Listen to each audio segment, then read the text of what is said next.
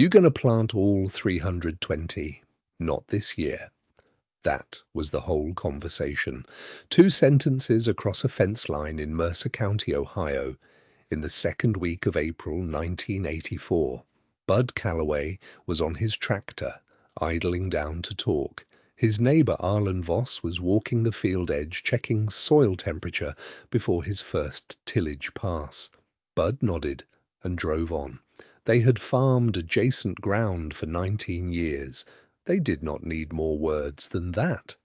The payment-in-kind program had ended in 1983, but what replaced it in 1984 was structurally similar and aimed at the same problem: too much corn in American storage, not enough price to make growing it worthwhile. The corn price in Ohio in the spring of 1984 was trading around $2.65 per bushel.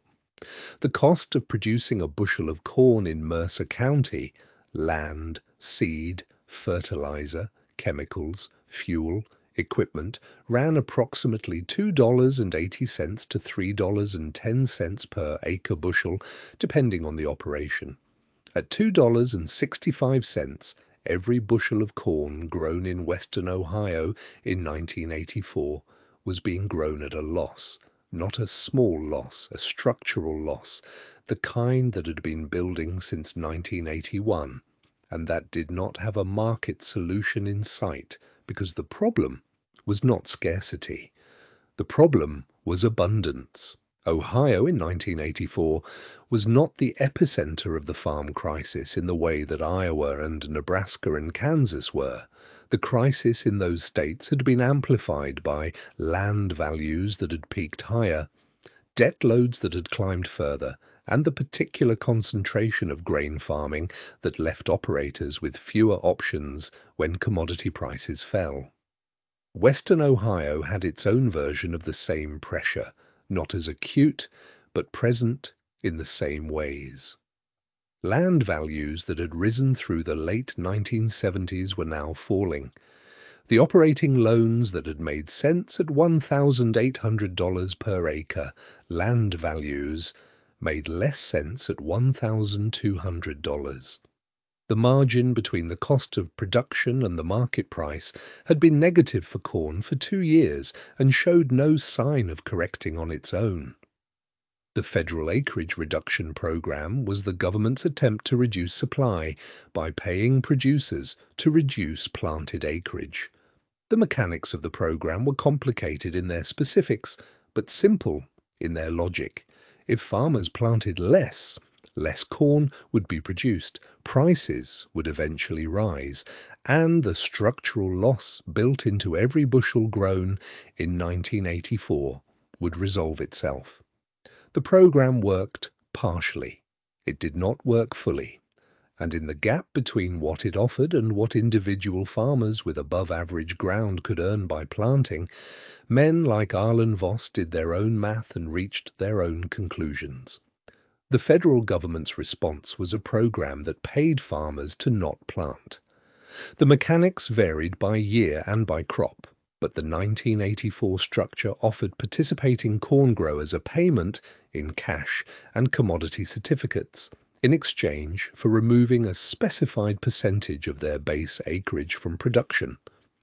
The payment was calculated on established yield history and was designed to be competitive with, or in good years, slightly better than, the expected return from planting and selling the corn at market. Bud Calloway had signed up for the program in March. He was 58 years old and had farmed 320 acres in Mercer County since 1968, when he had taken over from his father-in-law after the older man's retirement. His operation was corn and soybeans in a standard rotation, the same crops, on the same ground more or less for 16 years.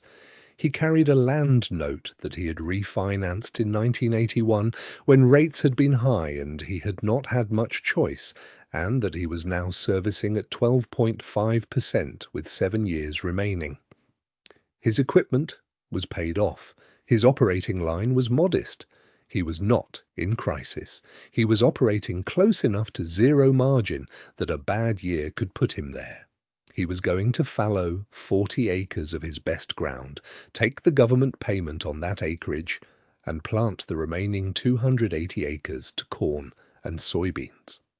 His calculation, worked out on a legal pad over 2 evenings in February, showed that the program payment on 40 acres plus the crop revenue on 280 acres came out ahead of planting all 320, assuming the corn price held where it was and did not recover meaningfully before harvest. He had assumed it would not recover. He had been right about that assumption for 3 years running and had no particular reason to think 1984 would be different. Arlen Voss was 52 years old and had farmed the adjacent 320 acres since 1972, when he had bought out his brother's share of the home place after their father's estate was settled. His operation was structured similarly to Bud's. Corn and soybeans, same rotation, comparable acreage. Where they differed was in the ground itself. Arlen's farm had a natural advantage in the southeast corner, a section of ground with deep, well-drained silt loam that consistently outperformed the county average. That 40 acres had never yielded below 120 bushels per acre in 12 years of his management. In good years, it ran 138 to 142. Arlen had not signed up. He was going to plant all 320 acres. Arlen's reasoning was different from Bud's, and it was not wrong. It was a different reading of the same set of facts. The program's fundamental design flaw, from the perspective of a grower with above-average ground, was that it paid on history, not on potential.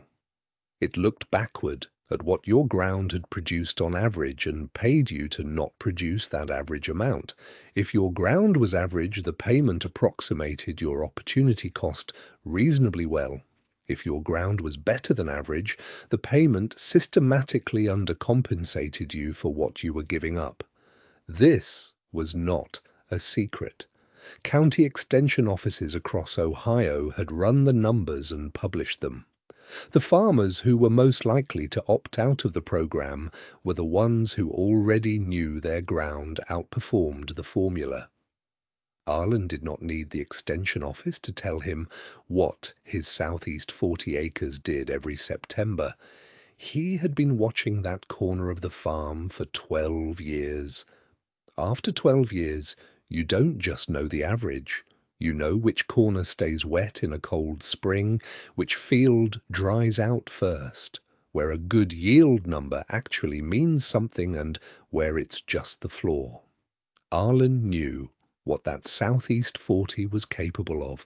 The government's formula didn't. And when somebody hands you a payment based on a number that doesn't match what you're standing in front of, that's a hard line to sign on. It's not stubbornness.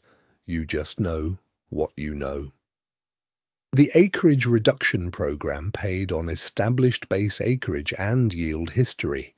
Arlen's base yield, the 5-year average that the program used to calculate payments, was 118 bushels per acre, which was the county average and reflected his ground accurately. At the program's payment rate, the 40 acres Bud was fallowing would generate a payment of approximately $1,190. Arlen had looked at that number and decided it was not enough. His reasoning was this. He had 40 acres of ground in the southeast corner of his farm that ran consistently above county average, 130 to 140 bushels per acre in normal years, 125, even in a dry year. That ground was not average ground. The program paid him as if it were. If he planted that ground and hit 132 bushels per acre at $2.65, his gross on those 40 acres was $14,006. The program would have paid him $1,190 to leave it empty. He was leaving $12,816 on the table to collect $1,190. That math did not work for him, so he planted. What neither man knew in April of 1984 was exactly how the season would unfold. That is always true in farming and is not a criticism of either decision. They were making probability assessments in April with information that was available in April, and the information available in April 1984 pointed toward a continued weak corn market. What actually happened to the corn price in the fall of 1984 was that it stayed weak. It did not recover. The harvest time price in Ohio came in around $2.48 per bushel, lower than the spring price, not higher. Bud's calculation had assumed the price would hold at $2.65. It had fallen to $2.48. His program enrolled acreage had paid at a rate fixed in the spring, which was now slightly above the harvest price. The 40 acres he had fallowed had returned more per acre than if he had planted them, not because the program payment was generous, but because the market price had declined further than he had modeled. His total return for 1984 across 280 planted acres plus the program payment on 40 came to approximately $74,800. Arlen had planted all 320 acres.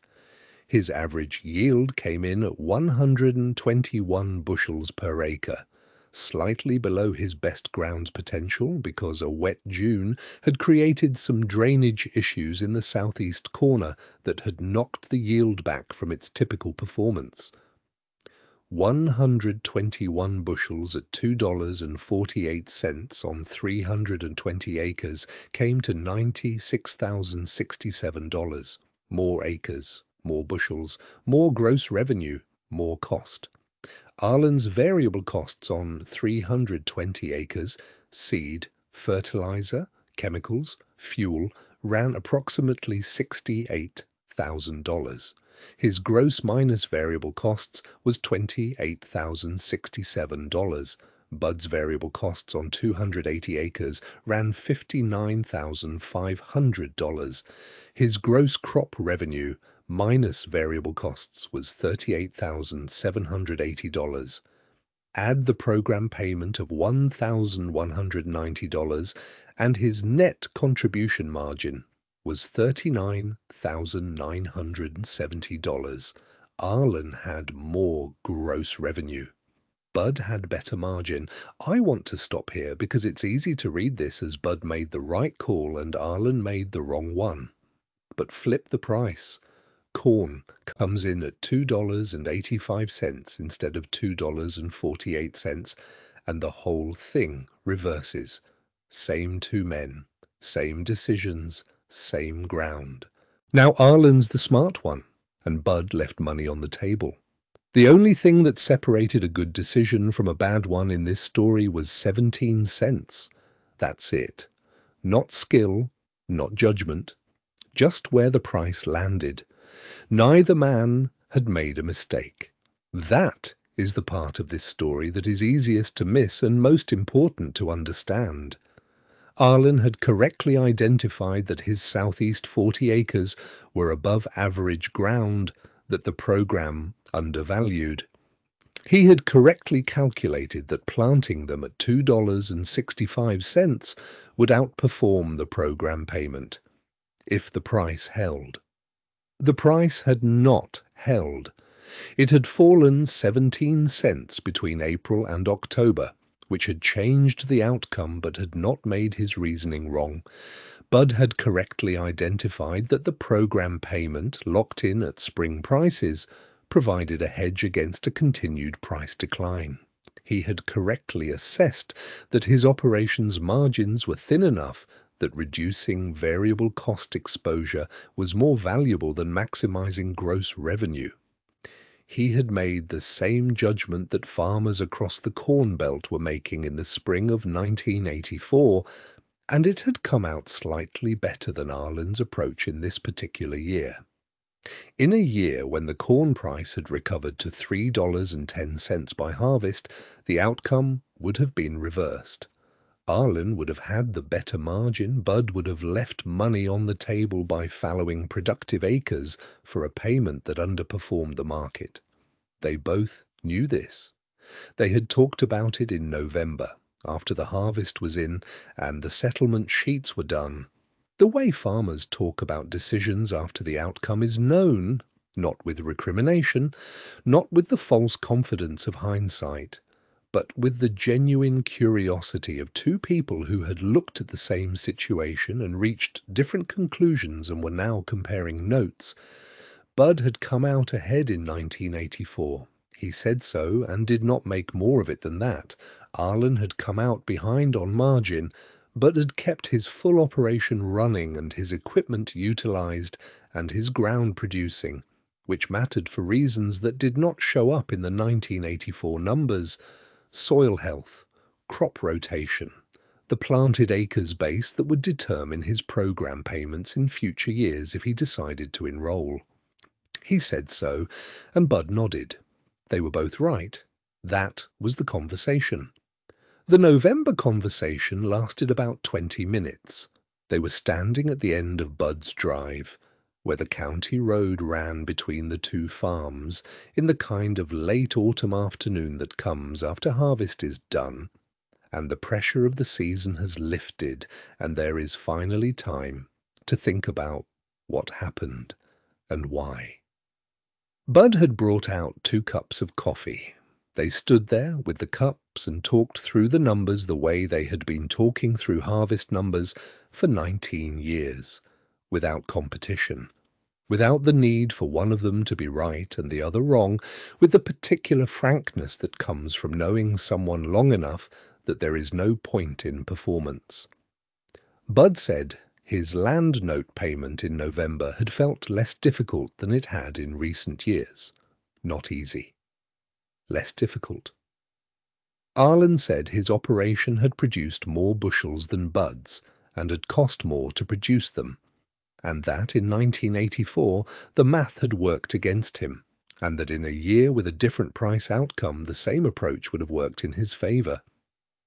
Bud agreed that was true. Arlen said he was going to look more carefully at the 1985 program before deciding whether to sign up.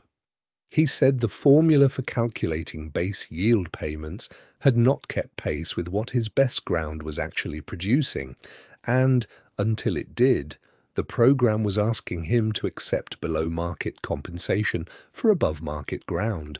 Bud said that sounded right and that he understood why Arlen had made the choice he had made. They finished their coffee. Arlen drove home. Neither of them told the other what to do in 1985.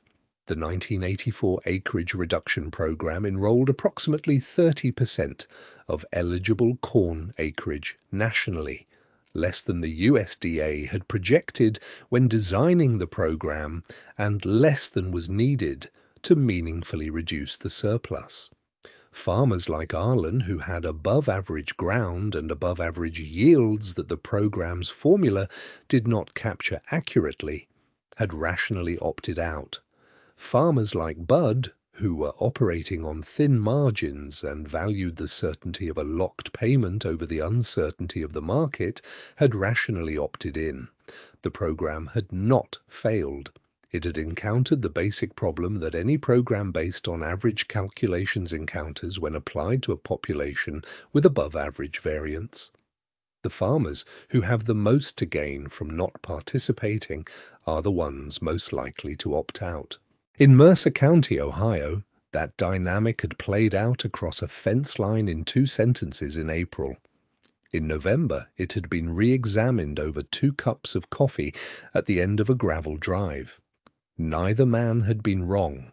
They had just chosen differently. If the system penalizes production, do you plant less or double down? What would you have done in Bud's position? In Arlen's?